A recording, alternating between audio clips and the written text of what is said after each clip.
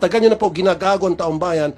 Ang dami pong mga problema ngayon sa bigas. Ang taas na po ng presyo, marami na pong mga tao hindi na makakain ng bigas. Pag nagsinungaling po sa kami sa amin, ipapasite in contempt ko kayo, magpapadala po ako ng reporter doon at isusupalpal ko po sa inyo dito. Kaya nga po kayo binadgetan ng bilyon-bilyon para ayusin nyo po yung irrigation system natin pagdating po sa mga palay. Hindi imbis na gawin yung trabaho nyo, kinukurakot nyo po Meron pong mga proyekto na hindi pa naumpisahan and yet sumisingil na kayo for maintenance. Yun po yung masakit para sa taong bayan. Wala pa muna akong problema dun sa 500 million na hinihingan nyo for the feasibility study for year 2024. Kasi for every project, kailangan talaga magkaroon ng feasibility study. Yun nga na-mention nyo na. Ang problema kasi, yung sa kanal, tama? Yung pagpalag ng ilang mga farmers, kasi nga po, meron na pong tubig na dumadaloy doon, na yun po yung masasagasaan ng project. Kaya nag-request yung mga farmers na wag nyong ituloy yan kasi madadamay itong tubig, itong kanal na pinapakinabangan naman namin. Yes, sir. Mrs. Bago po kasi magsimula ang isang project, bago magbid ang lahat ng contractors, meron po yung site inspection Correct. para makita po nila yung situation. Exactly. As a part of the- At kayo pong gumagawa niya at hindi po yung kontraktor. Yes, sir. Pero titignan dapat ang contractor bago siya magbid kung kaya niyang Kasi, sir, alam naman ng contractor na ginagamit yung kanal. May window of construction siya. Say 2 months na titigil kami ng pagtatapos. No, sir. Kayo dapat ang gumagawa niyan kasi nagbabayad kayo ng mga pera para sa FS, sa design and engineering. Sino gumagawa nito? Mga tao niya, di ba? Yes, sir. But on the implementation of the project, Sandali lang, sino gumagawa po nito, design and engineering? kami po. Ang ginagawa Kayo po. po sa preparation, sir, is that Hindi nga, sir, kasi Yes, bago kami po, ma-implement ang isang project, bago kayo magpa-bid, okay, ng isang project, na pag-aralan nyo na po yung itatayong proyekto, yes, sir. na everything is covered, na wala na pong magkakaroon pa ng abala. Tama. Di po, excuse me, di po ba? Tama po. Okay. And then, saka kayo papabid na contractor na siya ang gagawa ng proyekto na napag-aralan nyo na. Tama po. Mm. Pero, sir, Kasi nakikita ko dito yung kakulangan, yung mga lapses sa dyan po sa inyo sa NIA na maaring hindi po gumagawa ng tamang trabaho ang inyong mga tauhan. Mr. Senator, maliwanag po dito na kaya hindi niya natatapos yung project ay dahil kulang po siya sa equipment. Kung ako po ang contractor, ay alam ko naman na may window of construction ka, dapat magdagdag ka ng shifting. Sir, ang sabi po ni Sulaik when he was here during the Blue Ribbon committee hearing, ang problema ay yung kanal. At inadmit nyo ngayon dito. No, Kanal. sir. Sinabi po niya ni Sulaik, the canal use ang problema. Mr. Senator, totoo pong ginagamit mga farmers natin yung mga kanal during po ng kanilang pagtatanim ng palay. Pero kaya po kami nag-implement ng construction time pagtapos po nilang magtanim. So dapat pagtapos magtanim ng farmer, maglagay ka na ng maraming equipment, magtatlong shifting ka na. Kasi titignan mo po kung paano matatapos. Kung kulang ba, dagdagan mo pa ng equipment. Pero lumalabas po sa report ng NIA, wala po siyang equipment, sir. Hindi na ho kasalanan ng NIA po yan, sir. So, lumilitaw, wala siyang kakayahan. Kulang siya sa equipment. Sa equipment. Pero, ito po kasi. Sandali lang. Yes, Sandali, okay. So, wala siyang kakayahan, kulang siya sa equipment, kaya nagkaroon ng problema. Then, kung kulang siya sa equipment at wala siyang kakayahan, bakit siya nanalo sa bidding? Mr. Senator, pwede ko po bang, kasi hindi ako masyadong familiar dun sa project, pwede ko bang, Hindi, sir. Hindi, ito, general question to sige, sir. Inadmit mo na. Kaya nga, tinutumbok ko talaga na may problema ang kontraktor. Dito nahuli na kayo. Kulang sa equipment. Galing na po sa inyo yan bilang the administrator of NIA. Kulang sa equipment. Diba? Walang kakayahan. So kung walang kakayahan ang kontraktor at kulang sa equipment, bakit siya nanalo sa bidding? Kasi po, inilagay niya sa kanyang, babasahin ko po ulit. No, wag projects- na, sir, wag niyo nang babasahin. Sige. Inilagay po Okay. niya sa kanyang bid, sa bid po, na meron siyang mga equipment. Exactly. Pero dapat you are doing due diligence. Nag-iimbestiga po kayo. Yes, pag-inspect po. Tinitingnan niyo po yung kanilang experience. Bago po sila nakipagkontrata sa inyo, ilan na ho ba yung mga projects na nagawa nila? Kumusta na yung mga projects na ginawa nila? As much as possible, pupunta pa kayo doon mga tao ninyo, pupunta yung kampanya nila, tatanungin, okay, itong projects na ito, worth ganito, can we see your equipments? How many equipments do you have? Pakihilera nga yung mga kagamitan na dyan. Kasi if I were in your situation, I would have done it. Tama po yan, sir. Oh, Actually, did you do that? Did your people do that? I'm sure, sir, hindi award po ng NIA yan nang hindi sila nagsagawa ng post-qualification. Kaya nga, so, exactly. Pero, ang sinasabi ninyo, kulang sila sa equipment. Now, see, hindi nagtutugma po, Mr. Administrator, sinasabi mo, hindi award ng NIA yan kung hindi nila nakita, kung nakita nila kulang sila sa equipment. Eh, ikaw naman mismo nagsabi, kulang sila sa equipment, kaya sila terminate yung contract nila. Mr. Chair, sinabihan po ako ng attorney namin na ito po pala ay ongoing case. Anong pwede? I'm sorry, Mr. Senator, kasi this is pending. Sorry po. Good morning po. Good morning po to the honorable senators. As I've mentioned during our last Senate hearing po, this case is pending before the Court of Appeals. So baka ma-subjudice po ang aming. May lawyer kami rito. And we are already discussing the merits of our case, which is still pending. The Correct. the agency. Correct. There is nothing wrong with discussing the merits of your case because that is actually contained in your pleadings before the court. What's the problem? What is our problem? Gagamitin pa natin ng cases. Sometimes there will be friendly cases to be filed para hindi natin maimbestigahan. There is nothing wrong. You defend your position before this committee just as you're defending your position before the court. What's the issue? Thank you, Mr. Senator. So, sir, pakisagot, ulitin kong tanong para makahinga-hinga ka ng konti. Yes. Tinerminate niyo po yung contract ni Green Asia dahil nakita niyo po kulang siya sa equipment. Wala siyang kakayahan. Yung sabi niyo po kanina, that came from you, not from me. And then, later on, sabi mo, hindi naman siya mabibigyan ng kontrata kung hindi nakita ng mga tao niyo na meron siyang sapat na equipment at meron siyang sapat na kakayahan. So, contradiction po yun, yung two statements niyo. Mr. Chair, hindi po yung contradiction kasi pwede mo kasing i-declare yung mga equipments mo during the bidding and at the post-qualification, pwede mo ring ipakita yon.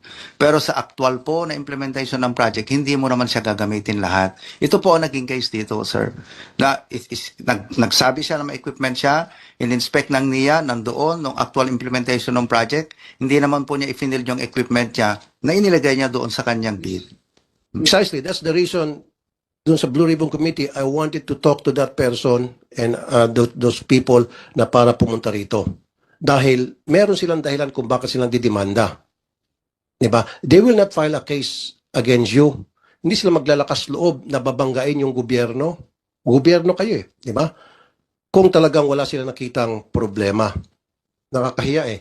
Imbis na kayo magdidemanda sa mga kontrakto na hinayupak ng mga kontrakto na ito, kayo pang dinidemanda. Di ba nakakaya yun? Diba? And hindi naman siguro magdidemanda itong mga kontraktor, maglalakas loob na ididemanda kayo, taga-gobyerno kayo, babanggain nila yung gobyerno with all the resources of the government at didemanda kayo. Siguro talagang meron silang dahilan at meron silang nakita doon the reason kung bakit na-terminate ng unjustifiable yung pagdeterminate. Kaya nga sa Blue Ribbon, para hindi na mapaiksi na tayo dito, magkaalamanan tayo kung sino sasabi sa inyo yung totoo. Okay? Yes po. Now, doon sa 100 million na banggit ko kanina, ito na payment for right of way, okay dyan. Completion in works and unpaid claims and damages of completed projects. Ano po itong unpaid claims and damages for 100 million? Kasama po sa 100 million? Sasagot. Sir, Tingnan niyo po under support to operations. Mr. Chair, ma'am. Yung 131,879,000 unpaid claims and damages Yun lang po. Doon lang tayo mag-concentrate. Kasi gumamit kayo ng word damages. Ano po yung mga na-damage? Ano po yung binayaran nyo for damages? O babayaran pa lang? Kasi for 2024 nga pala to. And then, the previous years, meron ba kayong ganito rin?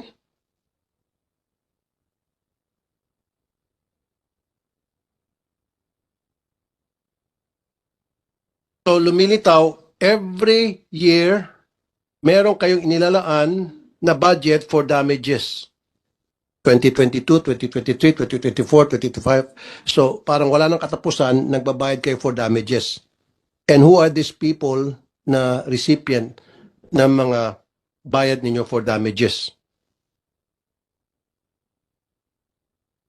Helen Laoyan po of the Budget Division. Ito pong naabutan naming line item sa budget na payment for raw completion works and unpaid claims damages. Parang naka-template po siya na ganyan ang naabutan namin nung gumagawa kami ng budget. It does not mean po to say, sir, na we are paying for raw right-of-way and completion works. Kung ano po yung meron na ipapasok. Yung unpaid claims po dito na ipinasok, sir, na HCAAP, ito po yung naabutan ng loan closing noong 2013. Pero ma'am, kung sa tingin nyo na mali yan, dapat hindi ganon. Dapat binago nyo.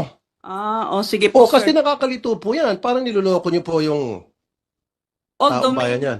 Hindi ma'am, sabi mo template, then correct that. sige. Pag nakita nyo na mali yan, i-correct nyo.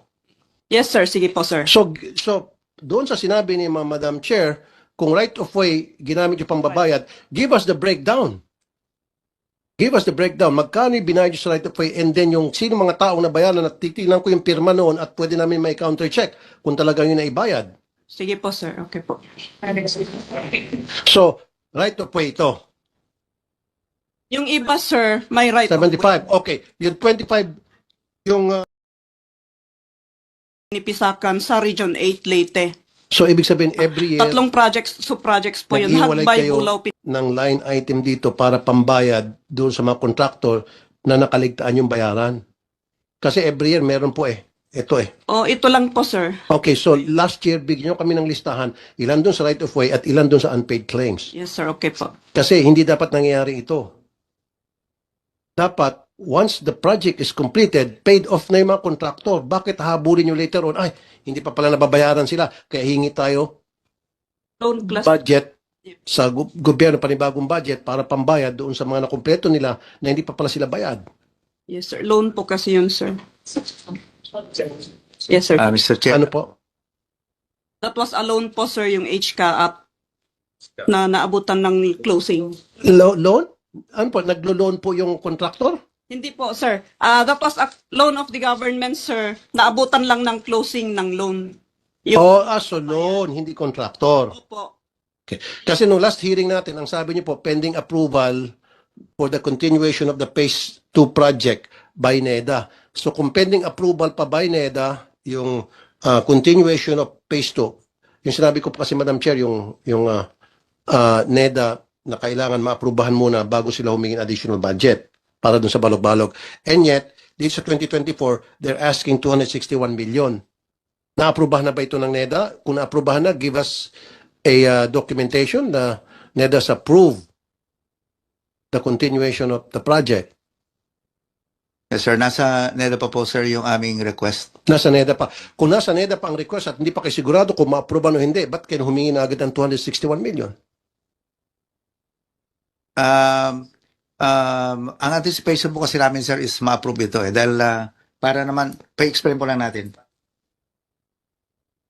Continuation na.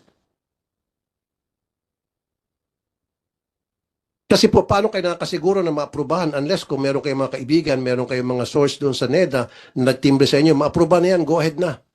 Di ba? Kailangan ma-aprubahan muna bago kayo mag-request ng pera. Paano kung hindi ito na-aprubahan? Paano kung na-aprubahan ng NEDA sa 2025 na? Isusolid nyo ito. Kung ano ba na ibigay sa inyo itong 261? Paano kung na-aprubahan na sa 2026?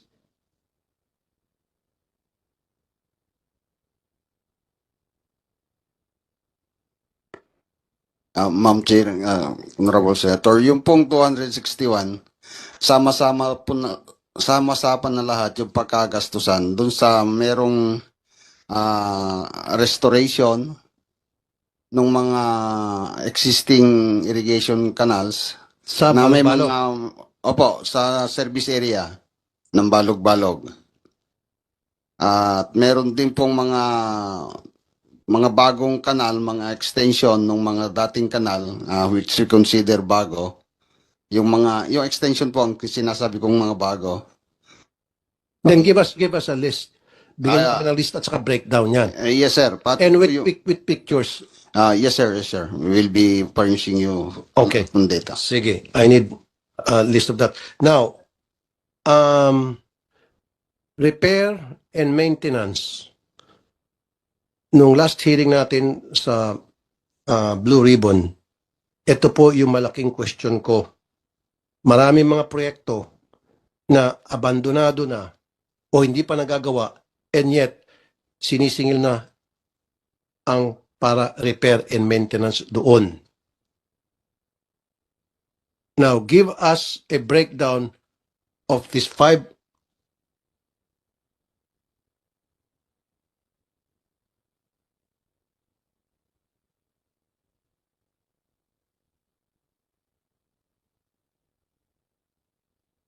$800 million for this for 2024. For 2024. 2023 magkano? 400. Okay, 400 million noong 2023. 400 million 2023 repair and maintenance. And then, question ko na nga ito hihingi kayo for repair and maintenance para sa mga projects na hindi pa nagagawa o na-abandona na. Now, adding insult to injury as far as I'm concerned, dinagdagan nyo pa, ginawa nyo 800 million na. Okay. And why is that? And give us a breakdown. Ano po yung ni-repair ninyo? Ano po yung mini-maintain nyo, this 800 million? And mind you, idadagdag ko na rin, meron isang proyekto na pinuntahan ng reporter ko na ni-repair ninyo patsi-patsi na nakakahiya. Maging siguro yung kindergarten, kayang gawin yon. Yung tinagisa-gisan na ng parang putik, Senator Coco. Yung putik na pinaputi o clay, yung butas, pinachipatsyan lang. Okay na. So pakibigay po sa amin, ngayon na po, dapat prepared ka rito. Repair and maintenance, 400 million last year. Ngayon, parang kulang pa ata. Kailangan dagdagan pa. 800 million. Sir, sasabit po namin. But, And then meron pa rin pong restoration. Okay, mamaya na yung restoration. Repair and maintenance, 400 million, and then 800 million ngayon. yes, sir. Give us a list of those projects na napunduhan nyo for the repair and maintenance. And then now, give us a list of projects na inyo pong re-repairin at pupunduhan for maintenance kaya umabot sa 800 million. Mr. Senator, gusto ko lang po i-point out na hindi po repair and maintenance pero operation and maintenance po ito ng National Irrigation System Pumps and Irrigation Systems. Kasi marami po tayong irrigation systems na yung pumping stations. Tayo po ang nagbabayad ng kuryente po noon. Yung mga diesel pumps, tayo po yun, sir. Kaya nga po, oo. Pero meron po Ibigyan mga mo na- projects kasi na hindi pa po gawa o inabandona na and yet humingi na po tayo ng budget for operations. Mamaya sabihin ko po sa inyo ilan mga lugar na dapat ninyong puntahan at mag-submit kayo sa amin ng dokumento pertaining to that because meron po akong AAA one source. AAA na po hindi po A1. AAA source na napakarami po mga proyekto, especially dyan sa Northern Samar. Saan pa ba itong mga lugar na ito? Na sa Mindanao, Region 6A, Region 4A, Region 6 and Region 4A, na meron kayong mga solar pumping station na hindi pa tapos, hindi pa constructed, and yet, binubuhusan niyo na po para sa maintenance. Yun nga po ang sabi nga ng source ko. Reliable po yung source ko. Very reliable. Meron pong mga proyekto na hindi pa naumpisahan and yet sumisingil na kayo for maintenance. Gumagawa pa lang kayo ng feasibility study and yet humingi na kayo for maintenance. Yun po yun eh.